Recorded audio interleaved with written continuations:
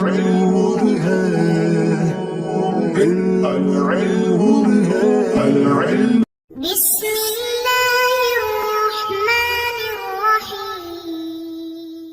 اللهم افتح علينا حکمتک وانشر علينا رحمتک یا ذا الجلال والاکرام۔ تو جی ناظرین، الحمدللہ عز وجل ہدایت النحو کتاب ہماری جاری ساری ہے، اور آج ہم اس کا سبق نمبر 47 اسماء موصولات کے بارے میں فصل انشاءاللہ عز وجل پڑھیں گے۔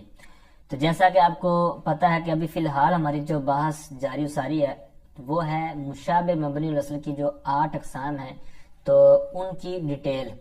تو 8 میں سے جو پہلی 2 تھی ضمیر اور اسم اشارہ، تو اس حوالے سے ہماری بات مکمل ہو چکی ہے۔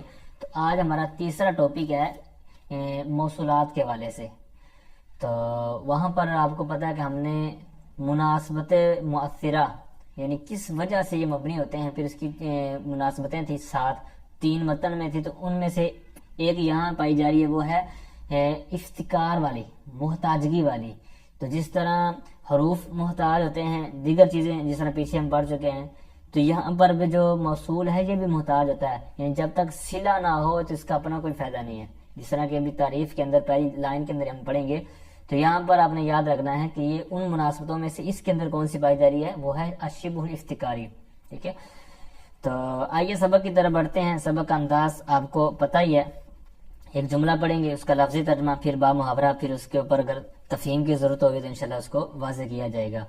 پھر اسی طرح جو مشکل ٹاپکس ہوں گے اس پر قرآن پاک سے مثالیں بھی پیش کروں گا انشاءاللہ عز و جل۔ پچھلا سبق چونکہ اسم اشارہ کے حوالے سے تھا، تو اس کے اندر قرآن پاک کے اندر آسانی سے بندے کو مثالیں مل جاتی ہیں، تو اسماء موصولات کے حوالے سے بھی آسانی سے مثالیں مل جاتی ہیں، لیکن 2 مقامات آگے آ رہے ہیں سبق کے اندر کہ جن کی مثالیں عموماً پہچان نہیں ہو پاتی، تو اس کی میں 2-3 مثالیں نا پیش کروں گا۔ تو آئیے سبق کی طرف بڑھتے ہیں۔ فصل الموصول اسم لا يصلح ان يكون جزءا تاما من جملة الا بصلة بعده۔ فرماتے ہیں کہ موصول ایسا اسم ہے جو صلاحیت نہیں رکھتا، لا يصلح جو صلاحیت نہیں رکھتا، یعنی جس کے اندر اتنی کیپیسٹی نہیں ہے، اتنی قدرت اور طاقت قوت نہیں ہے کہ ان یکون جزءا تاما، کہ وہ جزء تام ہو، من جملۃ جملے کا جزء تام ہو، تو اس کی یہ صلاحیت نہیں ہے۔ یعنی اللہ زی وغیرہ جتنے بھی آپ نے اس میں موصولات پڑھے ہیں، تو ان کے اندر اپنی خاصیت کوئی نہیں ہے کہ وہ جملہ کا کوئی جزء تام بن سکے۔ اب جزء تام کیا ہوتا ہے، اس کا جو انہوں نے نیچے بیان کیا ہے وہ ہے اس کا مبتدا بن جانا، خبر بن جانا، فاعل بن جانا، نائب الفاعل بن جانا، مفعول بھی بن جانا، اس طرح نا۔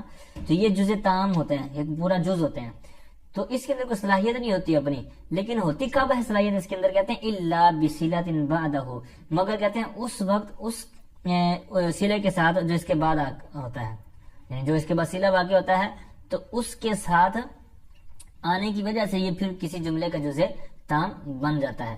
تو اب اس کا با محاورہ ترجمہ سماعت کریں کہ اسم موصول کہتے ہیں ایسا اسم ہے کہ جو اکیلا جزء تام بننے کی صلاحیت نہیں رکھتا، جملے کا جزء تام بننے کی صلاحیت نہیں رکھتا، مگر اس صلے کے ساتھ جو اس کے بعد واقع ہو، یا اس کے بعد ہو۔ اچھا، تو اس کے اندر میں نے آپ کو وضاحت بھی کر دی اسی عبارت کی۔ آگے فرماتے ہیں صلہ ہوتا کیا ہے، تو صلے کے حوالے سے آگے بیان کرتے ہیں کہ وَالصِّلَةُ جُمْلَةٌ خَبَرِيَّةٌ، اور صلہ جملہ خبریہ ہوتا ہے، صلہ جملہ خبریہ ہوتا ہے۔ تو اب یہاں پر جملہ فعلیہ نہیں کہا یا جملہ اسمیہ نہیں کہا، تو پتہ چلا کہ یہ دونوں طرح کے ہو سکتے ہیں۔ جس طرح کہ آگے مثال آ رہی ہے اس کے اندر دونوں کی مثال ہے، جملہ اسمیہ کی بھی، جملہ فعلیہ کی۔ جس طرح پچھلے سبق میں نے عرض کیا تھا، جب کچھ چیز مطلق ہو تو پھر اپنے اطلاق پہ ہوتی ہے، تو اس کے اندر جتنی بھی چیزیں آ رہی ہوں تو وہ اس کے اندر شمار کی جاتی ہیں۔ تو اب جملہ خبریہ کہہ دیا، خواہ اسمیہ ہو خواہ فعلیہ ہو۔ اچھا، جملہ تو ہوگا، اللہ عزیز وغیرہ کے بعد جو جملہ آ رہا ہوگا وہ جملہ تو ہوگا، اس کا جو صلہ بن رہا ہوگا، لیکن ایک اس کے اندر کنڈیشن لگا رہے ہیں، شرط لگا رہے ہیں کہ اس کے اندر ایک ضمیر کا ہونا، عائد کا ہونا ضروری ہے۔ ٹھیک ہے، اس کے اندر ایک عائد کا ہونا ضروری ہے۔ کہتے ہیں وَلَا بُدَّ مِنْ عَائِدٍ فِيهَا يَعُودُ إِلَى الْمَوْصُولِ، اور کہتے ہیں وَلَا بُدَّ، اور ضروری ہے، من عائد، عائد کا، فیہا اس میں، یعنی وہ جو جملہ ہوگا آپ کا، تو اس جملے میں ایک عائد کا ہونا ضروری ہے. یعود جو لوٹے گا، جو ضمیر جو عائد جو ہے وہ لوٹے گا الی الموصولی موصول کی طرف. ٹھیک ہے. اور اب یہاں پر آپ نے تھوڑا سا غور کرنا ہے، ہم نے ترجمہ کرنا ہے یعود. یہاں پر انہوں نے کنڈیشن لگائی ہے کہ اس کے لیے اس جملے کے اندر ایک عائد کا ہونا ضروری ہے، ضمیر کا نہیں کہا. کیوں؟ اس کی وجہ کیا ہے؟ اس کی میں وجہ عرض کرتا ہوں کیونکہ ہم نے پیچھے پڑھ لیا ہے. پیچھے ہم نے اس کا سبق نمبر 20 جو پڑھا تھا نا ہدایت النحو کے اندر، اور پیج نمبر ہدایت النحو کا جو 68 ہے 68، اس کے اندر بھی یہ بات ہوئی تھی. جملہ جو مبتدا خبر کے مسائل وہاں پر چل رہے تھے، تو وہاں پر عائد کی کچھ صورتیں بیان ہوئی تھی. ٹھیک ہے. تو وہاں پر ہم نے عائد جو ہوتی ہے وہ ضمیر بھی ہو سکتی ہے، لام بھی ہو سکتا ہے، پھر ضمیر کی جگہ پر اس میں ظاہر کو بھی رکھ سکتے ہیں، جس طرح الحاقۃ ملحقہ کی مثال پڑی تھی، حالانکہ یہ تھا الحاقۃ ما ہیا. ٹھیک ہے. ہیا کی جگہ الحاقہ دوبارہ اس میں ظاہر وہی آ گیا. پھر اسی طرح دیگر صورتیں بھی وہاں پر ہم نے پڑھی تھی. تو کہنے کا مقصد یہ ہے کہ عائد جو ہے نا، اس کے اندر کافی چیزیں شامل ہیں، صرف ضمیر کو عائد نہیں کہتے. حالانکہ یہ کافی بچوں کے ذہن میں بیٹھ جاتا ہے، یہاں تک کہ وہ بڑے درجات بلکہ فارغ بھی ہو جاتے ہیں، تو ان کو یہ توجہ نہیں اس طرف جاتی کہ عائد صرف ضمیر ہی نہیں ہوتی بلکہ اور چیزیں بھی ہوتی ہیں، جس طرح کہ میں نے آپ کے سامنے رکھا. مزید ڈیٹیل اسی صفحے پر جا کے ایک دفعہ نظر دوہرا لیجیے گا. تو بہرحال جو جملہ جو صلہ ہے وہ جملہ خبریہ ہوتا ہے، اور اس میں کیا ہونا ضروری ہے؟ ضمیر کا ہونا، عائد کا ہونا ضروری ہے. اور عائد وہ ضمیر یہاں پر چونکہ ابتدائی کتاب ہے تو اس لیے یہاں پر ضمیر کے طور پر ہی آگے لے کر چلیں گے، وغیرہ جو چیزیں آتی ہیں وہ میں نے آپ کے سامنے رکھ دی ہیں. تو اب وہ پھر اس میں موصول کی طرف لوٹے گی جو عائد ہوگی. اچھا جی، اب اس کی مثال دیتے ہیں ایک اس میں موصول کے ساتھ. کہتے ہیں مثالہ الذی فی قولنا جاء الذی ابوہ قائم او قام ابوہ.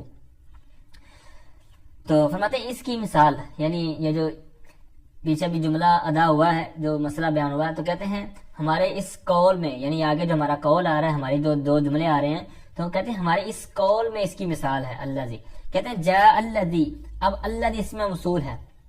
اب یہ جاء الذی اتنا جملہ ہو جس کا کوئی فائدہ نہیں ہے، کیونکہ جو اوپر کہا نا کہ یہ جزء تام نہیں بنتا خود. تو جاء الذی اگر کہتے رہے آپ 100 مرتبہ کہتے رہے، 100 بندوں کے آگے کہتے رہے، تو اس کو کوئی سمجھ نہیں آئے گی جب تک اس کا صلہ آگے نہ بیان کریں گے. تو جب صلہ اور موصول یہ سارا ملے گا تو پھر یہ جزء تام بنے گا، جملے کا جزء تام. تو اب جاء الذی ابوہ قائم یہ پورا جملہ ہے، جاء ایک علیحدہ ہے، الذی سے آگے آخر تک علیحدہ ہے، یہ سارا مل کر ایک جز بنے گا. وہ کیا بنے گا؟ فاعل بنے گا. تو یہی میں نے پہلے عرض کیا تھا، جزء تام سے بنا دیا ہے کہ فاعل بن جانا، نائب فاعل، مفعول بہ یا مبتدا خبر وغیرہ. تو اس طرح یہ اس کے جز بنتے ہیں جزء تام کے طور پر. اب یہ ابوہ آپ کو پتا ہے کہ جملہ اسمیہ کی مثال ہے، قام ابوہ اگر کر دیں گے تو یہ جملہ فعلیہ کی مثال ہو جائے گی. تو اوپر ہم نے کیا کہا تھا کہ وصلۃ جملۃ خبریۃ، جملہ خبریہ. تو یہاں پر جملہ خبریہ ہی ہے لیکن ایک اسم کے طور پر ہے، ایک فعل کے طور پر ہے. اچھا، یہاں پر ایک بہت پیاری بات انہوں نے حاشیہ نمبر 3 کے اندر بیان کی ہے، تو آپ کے سامنے رکھتا ہوں. تو اس کو سمجھنے سے پہلے ایک تھوڑی سی بات سمجھیں. جو جملہ ہوتا ہے، جملہ یہ نکرہ کے حکم میں ہوتا ہے، جملہ نکرہ کے حکم میں ہوتا ہے. اسی وجہ سے ایک قاعدہ مشہور ہے، نکرہ کے بعد جملہ آ جائے تو آپس میں موصوف صفت بنتے ہیں. یہ نکرہ موصوف اور جملہ یہ سارا آپس میں مل کر صفت بن جائے گا، موصوف صفت بن کے پھر کسی کے متعلق یا جو بھی کچھ بننا ہوگا عبارت کے حساب سے. تو اب وجہ کیا ہے؟ نکرہ چونکہ موصوف صفت کے اندر مطابقت ساری چیزیں آپ کے سامنے ہوتی ہیں کہ مطابقت ہونا ضروری ہے. تو نکرہ کے بعد جب جملہ آیا تو جملہ نکرہ کا حکم ہے اور پیچھے ہے بھی نکرہ پہلے، تو اس لیے یہ آپس میں مطابقت ساری چیزیں پائی گئی، تو لہٰذا کیا ہو جائے گا؟ موصوف صفت. ٹھیک ہے. اب آئیں اس طرف کہ اب انہوں نے کہا نا کہ صلہ کا جملہ ہونا ضروری ہے. پھر انہوں نے آگے وجہ بیان کر دی ہے کہ اللہ دی وغیرہ یہ کیوں وضع کیا گیا ہے، تو اس کی غرض کیا ہے.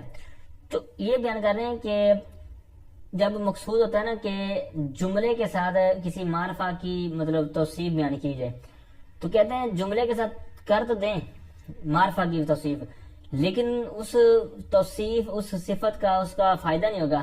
کیوں؟ کیونکہ جملہ تو ہے ہی نکرہ. تو اب نکرہ ہے تو اس کو پھر گویا کہ معرفہ کی طرف لانے کے لیے نا شروع میں اللہ جی وغیرہ لگا دیتے ہیں تاکہ اس کی جو توصیف بیان کرنا وہ صحیح ہو سکے. ٹھیک ہے. تو یہ وجہ ہے، کہتے ہیں یہی وجہ انہوں نے پھر آگے بیان کیا کہ الجملۃ فی حکم نکرہ تھی، کیونکہ اگر اس کو نہ لائیں تو پھر تو وہ جو غرض ہے وہ فائدہ ہی نہیں دے گی. ٹھیک ہے.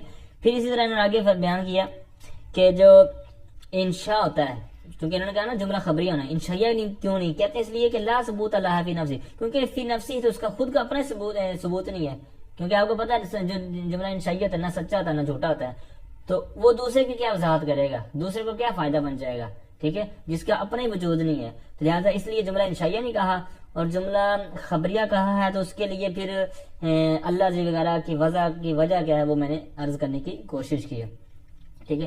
اسی طرح ساتھ میں ایک یہ بھی بیان کیا جاتا ہے کہ جو جملہ ہوتا ہے نا جملہ انشائیہ، ایک تو وجہ وہ میں نے عرض کر دی، دوسرا ہوتا ہے جملہ انشائیہ یہ صلہ بن ہی نہیں سکتا، کیونکہ صلے کے لیے نا صلہ بننے کے لیے رابطہ ضروری ہے، جس طرح اوپر میں نے آیت کے تلق بات کی، اور جو جملہ انشائیہ ہوتا ہے یہ ربط کو بھی قبول نہیں کرتا، یعنی اس کے اندر کافی زیادہ کمیاں ہیں، تو ان کمیوں کی وجہ سے یہ نا سائڈ پہ رہتا ہے، اس کو زیادہ وقت نہیں دی جاتی۔ اب یہاں تک کچھ باتوں کے بعد آگے جس طرح ہم نے اسماء اشارہ کی کچھ زیارت کی تھی، تو یہاں پر اسماء موصولات کی بھی زیارت کرتے ہیں کہ مذکر کے لیے کیا چیزیں ہیں، مؤنث کے لیے کیا چیزیں ہیں۔ فرماتے ہیں والذی للمذکر واللذان واللذین لمثناہ واللتی للمؤنث واللتان واللتین لمثناہ والذین والاولا لجمع المذکر۔ آگے بعد میں عرض کرتا ہوں، تو الذی کہتے ہیں یہ مذکر کے لیے، تو یہاں پر بھی یہ مذکر کے لیے ہوگا لیکن واحد کے لیے ہوگا، واللذانی یہ حالت رفع میں، واللذین یہ حالت نصبی میں ہوگا، تو یہ کس کے لیے؟ لمثناہ مذکر کی تثنیہ کے لیے، ٹھیک ہے۔ بعض اوقات اس کو ترجمہ کرنے میں لمثناہ کو مؤنث کر دیتے ہیں، مؤنث کا ترجمہ کر دیتے ہیں کہ اس کی مؤنث کے لیے، حالانکہ اس کے لیے مؤنث کے لیے علیحدہ آ رہے ہیں اور یہاں پر مذکر کے لیے علیحدہ ہے، تو یہ بس اوقات توجہ نہیں ہوتی اور پھر اس کا ترجمہ پیپر میں کر دیتے ہیں غلط، اسی طرح بعض کا تو ٹیسٹ وغیرہ ہوتے ہیں یا سنانے میں غلط ہو جاتا ہے بچوں سے، تو یہ تھوڑا سا آپ نے توجہ رکھنا۔ اسی طرح اسماء اشارہ کے اندر بھی اس طرح کا جملہ گزرا ہے۔ اچھا، اللہ تی جو ہے کہتے ہیں مؤنث کے لیے، اور اللہ تانی اللہ تعینی یہ بھی اسی طرح نسبی حالت رفع اور نسبی جری کا آپ نے معاملہ یاد رکھنا ہے، تو یہ اس کی تثنیہ کے لیے ہے والذین، اور اللہ دینا جو ہے یہ جمع کے لیے ہے، والاولا یہ بھی جمع کے لیے، کہتے ہیں کس کے لیے؟ لجمع المذکر، مذکر کی جمع کے لیے، ٹھیک ہے۔ آگے مؤنث کے والے سے کہتے ہیں واللتی واللواتی واللائی واللائی لجمع المؤنث، تو یہ سارے جو ہے کہتے ہیں یہ جمع مؤنث کے لیے ہیں۔ اب یہاں تک جو معروف و مشہور ہیں تو یہ یہاں تک بیان ہو گئے، آگے کچھ اور بھی ہیں، تو کہتے ہیں وما ومن وایٌ وایۃ وذو بمعنى الذي في لغة بني طوی كقول الشاعر شعر، کہتے ہیں یہ ما من ایٌ ایۃ ذو، ٹھیک ہے، یہ سارے اللہ دی کے معنی میں ہوتے ہیں، لیکن سب کے نزدیک یا کسی ایک جناب جماعت کے نزدیک، تو وہ خود انہوں نے بیان کر دیا، کہتے ہیں بنو تئی کہہ لیں، تو ان کی جو ڈکشنری ہے، ان کی جو لغت ہے، ان کی جو اپنی علاقے کی زبان ہے، تو ان کے مطابق کہتے ہیں کہ یہ بھی اس اللہ دی کے معنی میں استعمال ہو جاتے ہیں۔ اس کے اوپر دلیل کے طور پر کہتے ہیں شاعر کا ایک قول بھی ہے، کا قول الشاعر۔ اب یہ شاعر ہے کون؟ اس حوالے سے دو نام ملتے ہیں، ایک تو یہ کہ عبد المطلب، دوسرا سنان بن فہل طائی۔ تو طائی کی نسبت سے تو زیادہ تو یہی لگتا ہے کہ یہ چونکہ قبیلہ طے کے طور پر ہے تو لہٰذا ہو سکتا ہے ان کا ہو، لیکن بہرحال دو نام ضرور ملتے ہیں اس شاعر کے حوالے سے، تو وہ میں اب اس کے اوپر واقعہ جو نیچے شعر آ رہا ہے نا، اس سے بھی پھر تھوڑا سا ششو پانی میں ہو جائے، کیونکہ حضرت عبد المطلب کا بھی ایک کنواں تھا، تو بہرحال جو بھی ہو، ہمیں تو اپنا جو محل استشہاد وہ زو ہے، ٹھیک ہے۔ تو اب انہوں نے ان سب کو گنوا تو دیا ہے بمانا اللہ دی، لیکن بمانا صرف اللہ دی نہیں ہے، وہ آگے میں عرض کرتا ہوں۔ انہی کا حاشیہ نمبر آپ 1 دیکھیں، من ماں پہ جو حاشیہ لگا ہوا ہے، کہتے ہیں یہ دونوں اللہ دی، تو یہ مفرد تثنیہ جمع مذکر مؤنث سب کے لیے آتے ہیں، ٹھیک ہے، لیکن تھوڑا سا ان کے اندر فرق ہے، ماں یہ ذوی العقول کے لیے آتا ہے، اور جو من ہے اور ماں جو ہے یہ غیر ذوی العقول کے لیے آتا ہے، ٹھیک ہے۔ حقیقی طور پر تو ان کا یہی معنی ہے کہ من جو ہے وہ حقیقی طور پر کس کے لیے آتا ہے؟ ذوی العقول کے لیے، اور ماں جو حقیقی طور پر غیر ذوی العقول کے لیے، لیکن کبھی ان کا مجازی طور پر ایک دوسرے کے معنی میں لے کر استعمال کر رہے ہوتے ہیں، جیسے آگے خود ہی آ رہا ہے مثال قرآن پاک سے والسماء وما بناها، ٹھیک ہے۔ اب یہاں پر وما ماں جو ہے یہاں پر غیر ذوی العقول کے لیے نہیں ہے، ٹھیک ہے، اسی طرح یعنی یہ مجازن تو یہاں پر استعمال ہوا ہے، یعنی گویا کہ یہ من کے معنی میں ہے لیکن یہاں پر ماں لے کے آئے ہیں۔ اسی طرح آگے والی مثال ہے من، وہاں پر بھی مجازی طور پر اس کی مثال پیش کی ہے انہوں نے. پھر دوسرے ایون اور ایتن تھے تو ان کا بھی انہوں نے حاشیہ نمبر 2 میں کچھ ذکر کیا ہے. کہتے ہیں جو ایون ہے نا وہ اللہ دی کے معنی میں مذکر کے لیے, ٹھیک ہے, اس کے آگے پھر انہوں نے مثالیں بھی دی ہیں. اور ایتن ہوگا نا یہ اللہ دی کے معنی میں ہوگا. اوپر تو سمپل انہوں نے سب کو گنا کر کہہ دیا تھا کہ اللہ دی کے معنی میں, لیکن یہاں پر فرق کر رہے ہیں کہ مؤنث کے لیے مؤنث اور مذکر کے لیے مذکر, یعنی ایون اللہ دی اور ایتن اللہ دی کے معنی میں. پھر اس کے آگے مثالیں بھی آپ دے سکتے ہیں. پھر آگے تھا زو, ٹھیک ہے, زو بمانا اللہ دی.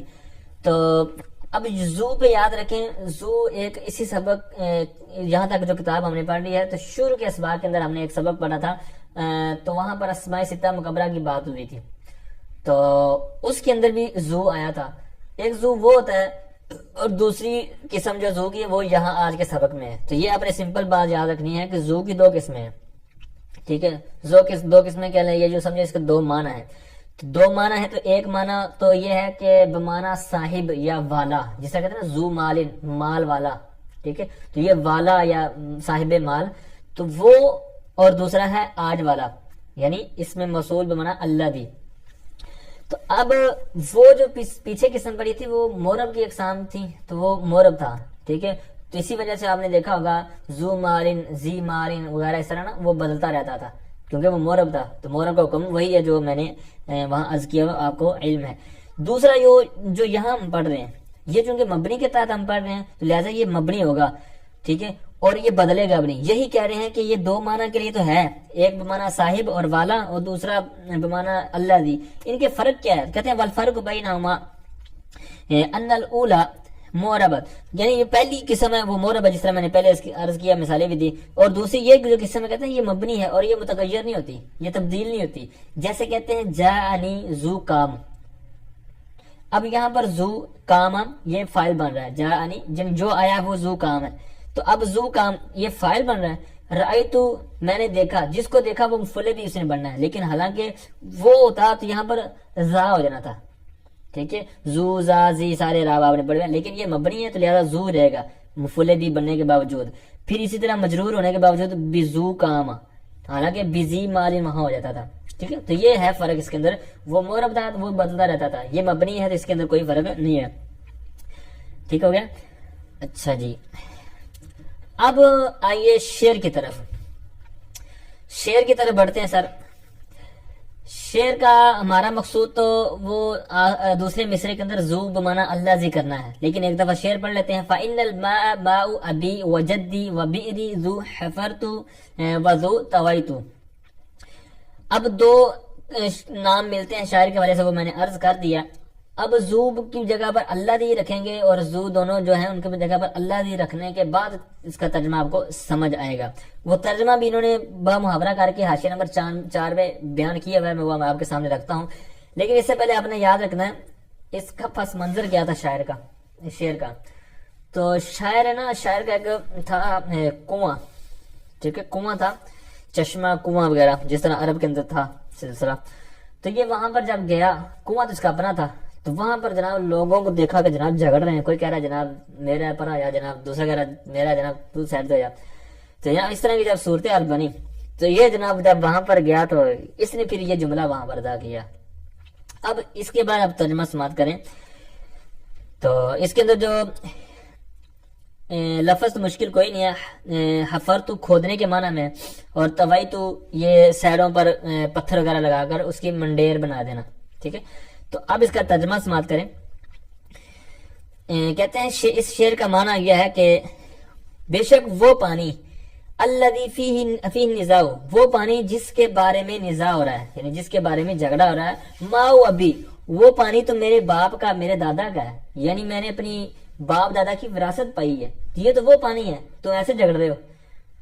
اور کنویں کے بارے میں پہلے ماں پانی لے کر, پانی کا نام لے کر اس نے بات کی, ہو سکتا ہے یہ وہی مراد ہو یا الگ الگ طور پر, ایک سائڈ پہ پانی اور سائڈ پہ علیحدہ کنواں ہو.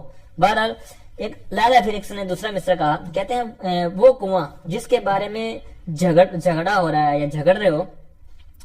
بئری, میرا کنواں ہے, التی حفرتها, جس کو میں نے کھودا ہے, وطویتہ, اور اس کی میں نے منڈیر بنائی ہے, ٹھیک ہے. تو بہرحال یہ اس کا ترجمہ تھا اور اس کا مفہوم نیچے جو موجود ہے. اب آگے والی جو بات آ رہی ہے یہ آپ نے بیسک جو بکس پڑھی ہیں اس کے اندر بھی یہ موجود ہے. کہتے ہیں اللہ دی وغیرہ جس میں موصولات ہیں پیچھے بھی آپ نے پڑھ لیے، من ما والی جو بنی طے کی لغت ہے اس کے مطابق پڑھ لیے. اور کون سے ہو سکتے ہیں؟ کہتے ہیں والالف واللام بمعنى الذي صلته اسم الفاعل و اسم المفعول نحو جاءنی الضارب زیدا ای الذي يضرب زیدا. کہتے ہیں کہ اور الف لام بمعنی اللہ دی، یعنی الف لام بمعنی اللہ دی بھی ہوتا ہے.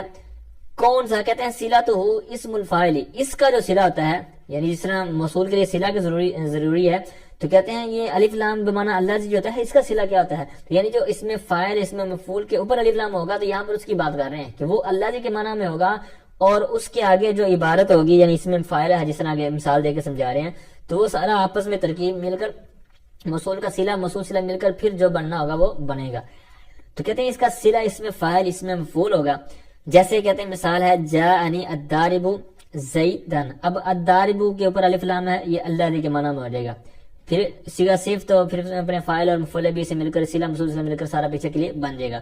اچھا یہاں پر انہوں نے تو کہہ دیا نا کہ اللہ دی کے معنی میں، یہاں پر بھی وہی بات جو اوپر میں نے عرض کی نا کہ یہ اپنے ذہن رکھنا ہے کہ اللہ دی کے معنی میں ہوگا تب جب مفرد ہوگا، اور پھر اگر تسنیہ کا صیغہ ہوگا صیغہ صفت تو اس کے اوپر پھر کیا ہو جائے گا اللہ دانی. ٹھیک ہے، اللہ دانی، پھر اللہ دینا وغیرہ اگر جمع کا ہوگا اور مؤنث کا ہوگا تو پھر اللہ، مثال الضاربۃن ہوتا الضاربۃ، تو پھر کیا ہونا تھا اللہ تی کے معنی میں. اسی طرح تسنیہ جمع یہ سارا آپ نے یاد رکھنا ہے. اچھا اب پھر دوسرا اس کے بعد آپ نے بات ذہن رکھنی ہے کہ اگر اس میں فاعل ہو جس طرح کہ یہاں پر ہے تو کہتے ہیں اللہ ذی یضرب کے معنی میں ہوگا، یعنی اللہ ذی یضرب زیدن، اس معنی میں عبارت ہوگی، یعنی فعل مضارع معروف کے طور پر اس کو لیں گے، کیونکہ آپ کو پتہ ہے کہ اس میں فاعل ہے وہ فعل مضارع معروف سے، اور اس میں مفعول ہے تو وہ فعل مضارع مجہول سے بنائی جاتی ہے، تو اسی انداز میں اس کو واپس اس کی اصل کی طرف لے کر آئیں گے. اچھا آگے اس میں مفعول کی مثال دے دیا او جاءنی المضروب غلام، تو یہاں پر بھی اسی طرح آپ نے فعل مجہول کے طور پر نکال کے، یعنی الذی یضرب غلام. آگے آئیے بہت ایک یونیک مسئلہ کہ بعض کا یہ قاعدہ مطلب بندہ پڑھتا پڑھتا بھول ہی جاتا ہے، یعنی یہاں سبق پڑھا پھر جناب آگے بڑھتا چلا جائے گا بڑے بڑے درجات کرتا چلے گا، تو یہ قاعدہ بھول جاتا ہے، اور پھر اس کا عام طور پر اجرا میں بھی بندہ اس کو بھول جاتا ہے، اور بسوں کا عبارت سامنے ہوتی ہے بندہ ترجمہ بھی کر رہا ہوتا ہے لیکن توجہ نہیں ہوتی، کسی کے پوچھنے پر بھی بندہ نہیں بتا پا رہا ہوتا کہ یہاں پر کون سا قاعدہ ہے. تو ہو سکے تو اس کو قاعدے کو ہائی لائٹ کر لیں تو اس کا آپ کو کافی فائدہ ہوگا. اس پر میں مثالیں بھی عرض کرتا ہوں بعد میں قرآن پاک سے تاکہ یہ آپ کا اس کا اجرا ہو جائے. تو قاعدہ ہے کیا، اس کی طرف بڑھتے ہیں. تو کہتے ہیں وَيَجُوزُ حَذْفُ الْعَائِدِ مِنَ اللَّفْظِ إِنْ كَانَ مَفْعُولًا. اب عائد کیا چیز ہے یہ پیچھے ہم نے پڑھ لیا کہ عائد سے مراد صرف ضمیر نہیں ہے اور بھی چیز ہو سکتی ہے، لیکن ہمارا جو مقصود ہے فی الحال ابتدائی کتاب ہے تو یہاں پر ضمیر کے طور پر ہم اس کو لیں گے. تو کہتے ہیں عائد کو حذف کرنا جائز ہے لفظ سے، یعنی لفظاً، یعنی لفظی طور پر عبارت کے اندر سے ضمیر کو حذف کر دیں گے، یعنی جو اس میں مصول کی طرف لوٹ رہی نا اس کو حذف کر دیں گے، لیکن اس کی کنڈیشن لگا رہے ہیں، شرط لگا رہے ہیں، گویا کہ یہ جزائے مقدم ہے اور شرط بعد میں آ رہی. کہتے ہیں ان کان مفعولا، اگر وہ مفعول ہو، یعنی جس کی طرف جو ضمیر لوٹنے والی ہے وہ مفعول مان رہی ہو، تو پھر اس کو کیا کریں گے، حذف کرنا جائز ہے لفظوں سے. یعنی ترجمہ کرنے میں معنوی طور پر اس کا ذکر ہو رہا ہوگا لیکن لفظی طور پر کیا ہوگا، اس کو یہاں سے حذف کرنا جائز ہے. جیسے مثال دے رہے ہیں، کہتے ہیں کام الذی ضربت، اب یہاں پر کہتے ہیں کھڑا ہوا وہ جس کو میں نے مارا. اب جس کو میں نے مارا تو اب میں نے مارا جس کو، تو ہاں الذی ضربتہ، تو یہاں پر چونکہ معنوی طور پر آ گیا ہے اور ہے بھی مفعول فضلہ ہے تو اس کو حذف کرنا جائز ہے، کوئی اس میں ضروری نہیں ہے کہ جناب ذکر کرنا ہی کرنا ہے. ٹھیک ہے، اب یہ تو اس کی مثال متن کے اندر ہوگی. اب انہوں نے ایک نیچے بہت پیاری بات کی ہے. ایک تو وجہ وہی کہ کہتے ہیں کہ مفعول جب فضلہ ہوتا ہے اس کو حذف کرنا جائز ہوتا ہے. جیسے ایک اور انہوں نے مثال دی، کہتے ہیں اللہ یبسط الرزق لمن یشاء، تو یہاں یشاء ہو تھا تو مفعول بھی باندھی تھی صلہ کی طرح لوٹنے والی ضمیر، اس کو حذف کر دیا. پھر ایک اعتراض ہوتا ہے. اب اس اعتراض سے پہلے ایک دفعہ دوبارہ اس بات کو غور سے توجہ کر لیں کہ اس میں موصول کی طرف لوٹنے والی ضمیر ہونی چاہیے، جس طرح اوپر تھی نا وہ اس میں موصول کی طرف لوٹ رہی تھی. اب معترض آپ کو پتہ ہے المعترض کالاعمی، جو اعتراض کرنے والا ہوتا ہے وہ اندھے کی طرح ہوتا ہے. تو اب اس نے قاعدے کو سمجھا نہیں، فوراً جناب بات کرنے والے پر جناب یا صاحب کتاب پر اعتراض جڑ دیا. اعتراض کیا کیا ہے؟ وہ کہتے ہیں کہ آپ کی یہ بات ہم ایک مثال دے کر آپ کی بات کو رد کرتے ہیں. کیسے؟ کہتے ہیں سمع اللہ لمن حمیدہ. اس کے اندر حمیدہ ضمیر کو حذف کرنا جائز نہیں ہے. تم تو کہتے ہو حذف کر دینا جائز ہے، تو یہاں پر تو حذف کرنا جائز نہیں ہے.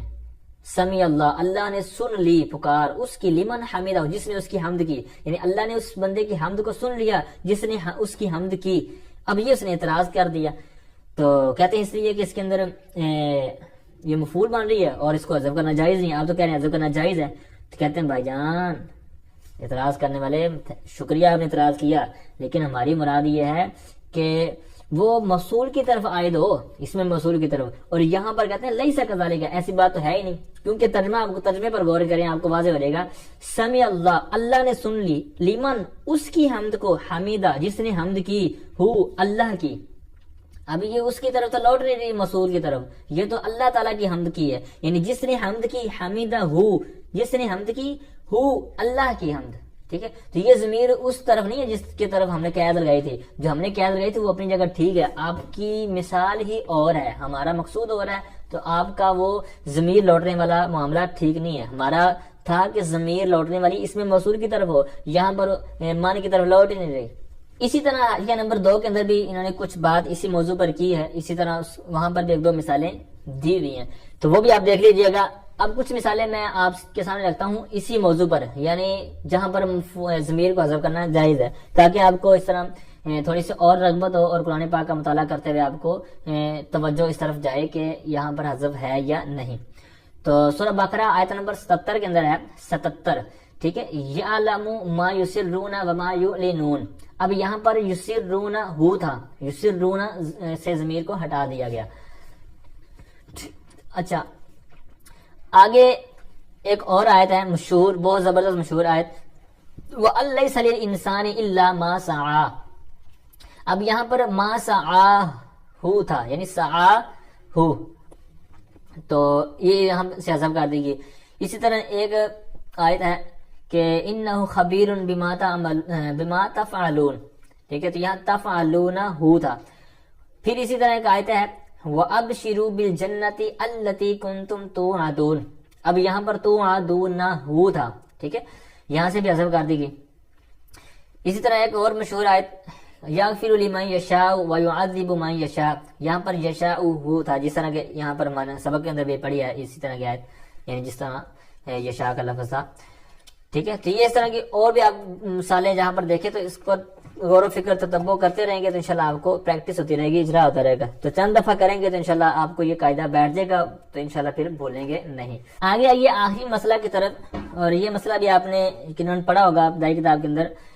وَعْلَمْ أَنَّ أَيًّا وَأَيَّةً مُعْرَبَةٌ إِلَّا إِذَا حُذِفَ صَدْرُ صِلَتِهِمَا. آگے اس کی مثال آ رہی ہے، اور تو جان لے کہ بے شک این یعنی ایون اور ایتن مورب ہیں، مگر یہ یعنی مورب تو ہیں، مبنی کب ہو سکتے ہیں؟ کہتے ہیں الا اذا حذفا، مگر اس وقت کہ جب کہتے ہیں ان دونوں کے صدر صلہ کو حذف کر دیا گیا ہو. صدر صلہ سے مراد ہے کہ ان کا جو پہلا جز ہوگا، پہلا حصہ ہوگا، شروع سے. صدر کہتے ہیں سینے کو، جس طرح ہمارا سینہ ہے تو یہ سامنے ہوتا ہے. ٹھیک ہے، تو اس صدر کو، سینے کو سینہ اس لیے کہتے ہیں، صدر اس لیے کہتے ہیں کہ یہ سامنے ہوتا ہے. تو یہاں پر اسی معنی میں ہے کہ ان کا جو سامنے آنے والا جز ہے، پہلا پارٹ، تو وہ چونکہ اس کا صدر صلہ ضمیر ہوتی ہے تو یہاں پر اس کو حذف کر دیا گیا ہو. تو یہ آپ نے یاد رکھنا ہے کہ یہاں پر یہ مورب ہوں، ویسے تو مورب ہیں، مبنی کب ہوتے ہیں؟ ایک صورت ہے. اب اس کی بیسیکلی جو صورتیں بنتی ہیں اس کا ترجمہ ایک دفعہ سنیں پھر میں عرض کرتا ہوں. اور تو جان لے کہ بے شک ایون اور ایتن مورب ہیں. مبنی کب ہے؟ اللہ سے بیان کریں، سوائے اس وقت کہ جب ان دونوں کا صدر صلہ محذوف ہو، اس کو حذف کر دیا گیا ہو. اچھا، اب یہاں پر سماعت کریں کہ 4 صورتیں بنتی ہیں ایون اور ایتن کی. تو اب میں آپ کے سامنے آسان کر کے بیان کرنے کی کوشش کرتا ہوں، امید کرتا ہوں آپ توجہ سے سماعت کریں گے. سب سے پہلے یاد رکھیں کہ ایون اور ایتن مضاف نہ ہو، یعنی عبارت ہے اور اس عبارت کے اندر آگے مضاف نہیں ہو رہے. ٹھیک ہے، مضاف نہیں ہو رہے، اور اس صورت میں پہلی صورت ہوگی کہ اس کا صدر صلہ ہو، صدر صلہ ہو. دوسری صورت ہے کہ صدر صلہ نہ ہو. 2 صورتیں ہوگی، یعنی مضاف نہ ہو، اور پہلی صورت اس میں بنے گی کہ صدر صلہ ہو، دوسری ہے نہ ہو. یہ دونوں صورتیں مورب ہیں. پھر دوسری صورت مین جو بنتی ہے وہ ہے کہ مضاف ہوں. پہلی صورت تھی مضاف نہ ہو، اس کی دونوں صورتیں معرب تھیں. پھر ہے مضاف ہو، یعنی یہ ایون اور ایتن آگے کسی کی طرف مضاف ہو رہے ہوں گے، جس طرح آگے آیت آ رہی ہے مضاف ہوں.